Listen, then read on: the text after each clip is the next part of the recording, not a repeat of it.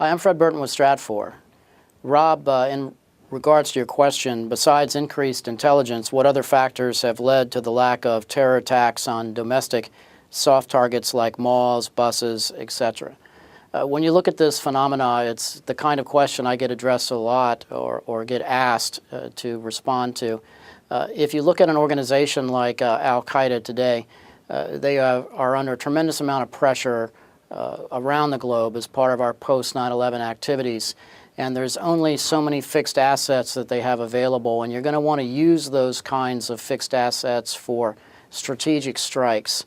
And in essence, you're going to want to carry out the kind of attack that's going to resonate on the Arabian Peninsula and that's going to be on every little black and white television set in places like Lahore, Karachi, Kabul, and Islamabad. So when you start looking at the soft target threat,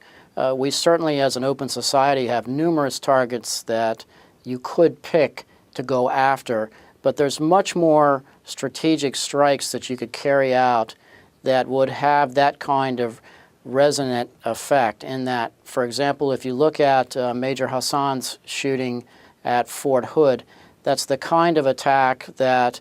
certainly resonates all around the globe and shows you the effectiveness that just one single shooter can be, as well as the Little Rock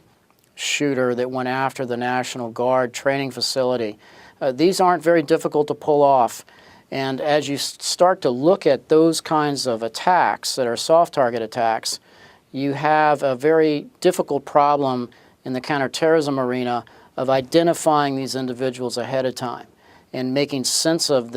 who's behind them from an investigative perspective. So part of the challenge today in the intelligence community is there's so much information out there on the Major Hassans of the world that it's very, very difficult to identify that person ahead of time. We're all brilliant after the fact, and all the warnings and indicators are there after the fact, but trying to identify that person before they take action is the biggest challenge facing the intelligence community today.